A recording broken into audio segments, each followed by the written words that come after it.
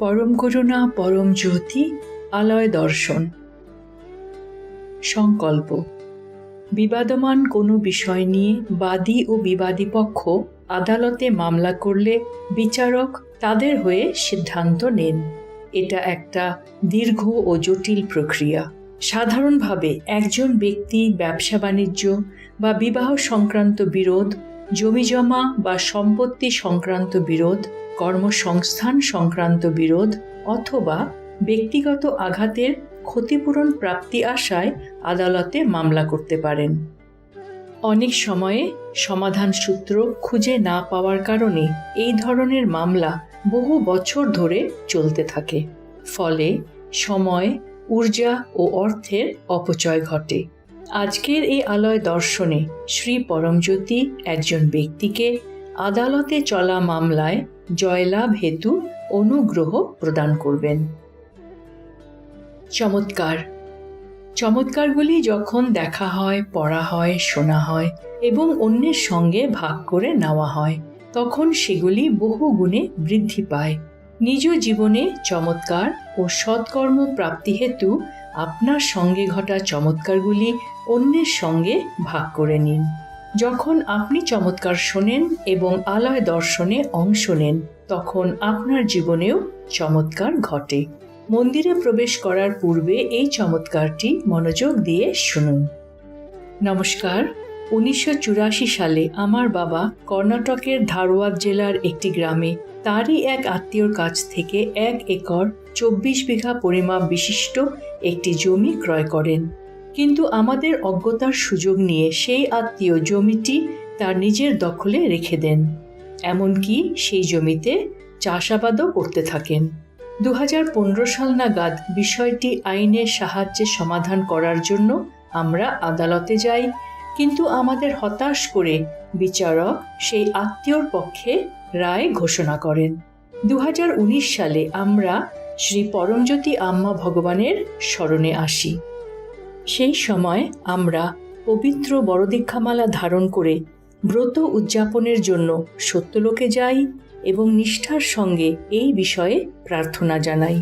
ওই বছর ফেব্রুয়ারি মাসে যখন আদালতের রায় ঘোষিত হয়, তখন আমাদের খুশির সীমা ছিল না। কারণ শ্রী আম্মা ভগবানের অপার অনুগ্রহে আমরা যে শুধুমাত্র 1 একর 24 বিঘা জমি ফেরত পেলাম তাই নয়, ওই জমির বাকি 8 একর 3 বিঘা জমির মালিকানাও আমাদের পক্ষে ঘোষিত হয়। এই রকম অবিশ্বাস্য চমৎকার সাধনের জন্য শ্রী আম্মা ভগবানের দৈব চরণ কমলে আমরা সশ্রদ্ধ প্রণাম নিবেদন করি। পরম করুণা পরম জ্যোতির প্রকটিত জ্ঞান, সব রূপই আমার প্রত্যক্ষ রূপ। পরম করুণা পরম জ্যোতির মহাবাক্য, আমি পরম জ্যোতি। শ্রী আম্মা ভগবানের আজকের শিক্ষা। পুরানো অভ্যাস আপনাকে নতুন অভিজ্ঞতার দিকে নিয়ে যায় না। পূজা পদ্ধতি। আজ আমরা তামিলনাড়ুর চিদাম্বরমে অবস্থিত আরুলমিগু থিল্লাই নটরাজা মন্দিরের দর্শন করতে চলেছি। নমস্কার মুদ্রায় ঘণ্টাধ্বনির উপর মনোনিবেশ করুন, যা আপনার মস্তিষ্কের ডান ও বাম ভাগকে সমলয়ে নিয়ে আসবে। এরপর ইহমের পূর্তি অর্থাৎ আদালতে চলা মামলায় জয়লাভ এবং পরমের পূর্তি অর্থাৎ কারণরহিত শান্তি প্রাপ্তি হেতু প্রার্থনা করুন। আজ আমরা আজ্ঞাচক্রের ওপর মনোনিবেশ করতে চলেছি। এই চক্রটি ভ্রুর মধ্যভাগে অবস্থিত 2 পাপড়িযুক্ত পদ্ম, যার কেন্দ্রে একটি নীল লিঙ্গ এবং ডান ও বাম পাপড়িতে যথাক্রমে সূর্য ও চন্দ্র বিরাজমান রয়েছে। এই চক্রে মনোনিবেশ করার ফলে আমাদের স্মৃতিশক্তি, একাগ্রতা ও সচেতনতার বিকাশ ঘটবে। শঙ্খধ্বনির সময় পূজার সম্পূর্ণ অনুগ্রহ লাভ করুন। সবশেষে শ্রী পরমজ্যোতিকে কৃতজ্ঞতা জানান ও ভজনে অংশ নিন।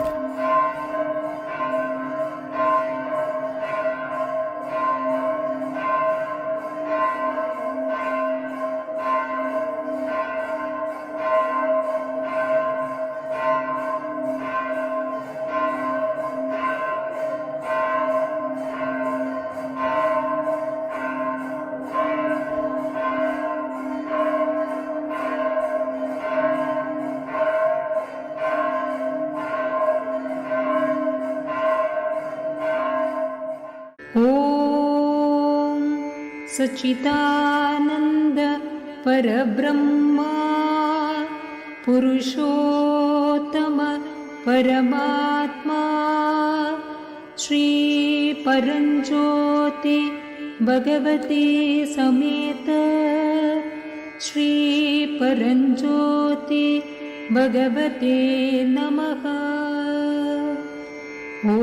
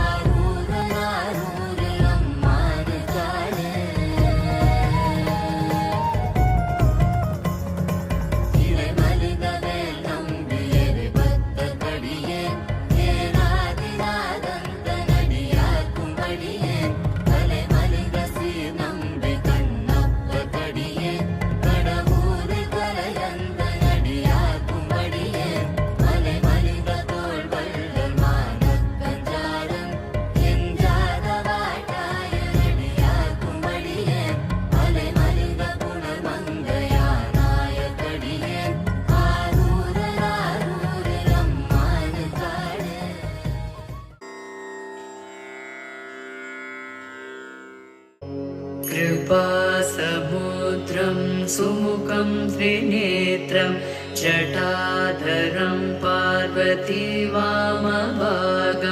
सदाशिवं रुद्रमनन्तरूपं चिदम्बरेशं हृदि भावयामि।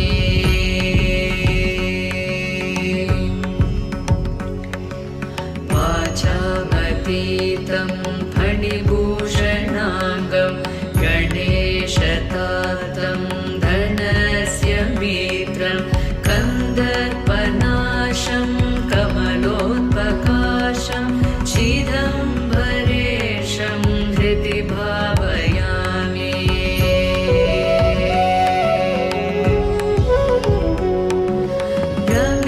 रमेशवन्द्यं व्रजदात्रिनाथं श्रीवामदेवं भवदुःखनाशं रक्षाकरं राक्षसपीडितानां चिदम्बरेशं हृदि भावयामि।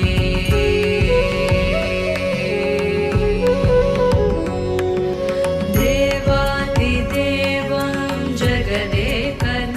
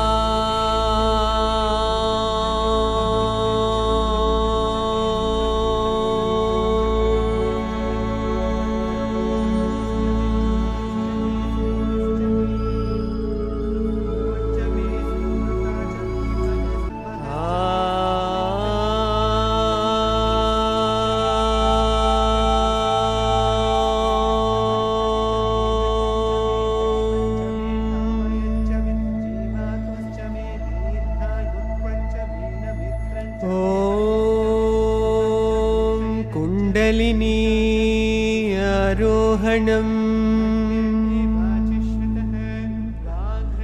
कुण्डलिनी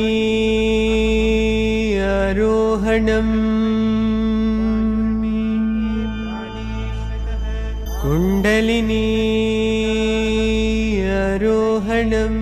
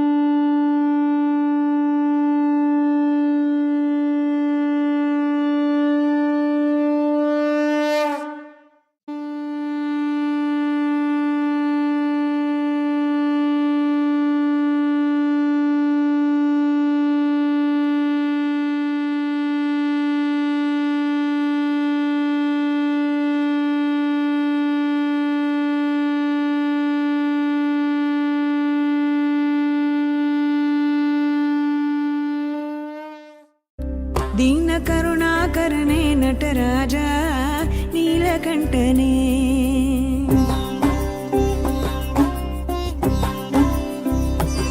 दीन करुणाकरणे नटराजा नीलकण्ठने நின்னருள் புகழ்ந்து பணியும் என்னையும் இறங்கி அருளும் நின்னருள் புகழ்ந்து பணியும் என்னையும் இறங்கி அருளும் மௌன குருவே மௌன குருவே மௌன குருவே மௌன குருவே மௌன குருவே ஹரணி என்னை ஆண்ட நீலகண்டனே மௌன குருவே ஹரணி என்னை ஆண்ட நீலகண்டனே தீன கருணாகரணி நடராஜா நீலகண்டனே दीन करुणाकरणे नटराजा नीलकण्ठने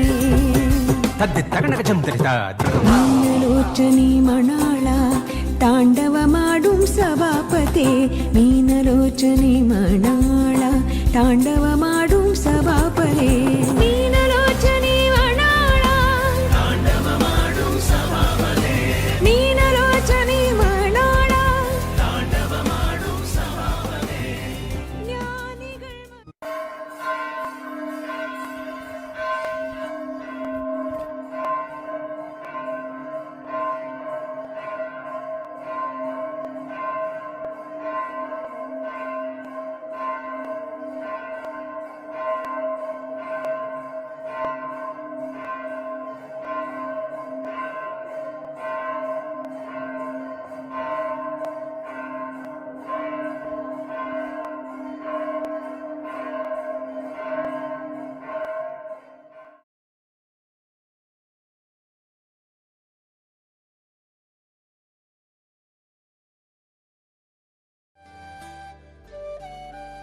সূচনা 5ই জানুয়ারি 2026 ইহমের পূর্তি অর্থাৎ দীর্ঘায়ু প্রাপ্তি এবং পরমের পূর্তি অর্থাৎ সাক্ষী স্থিতি প্রাপ্তি হেতু আলয় দর্শনে অংশগ্রহণ করুন।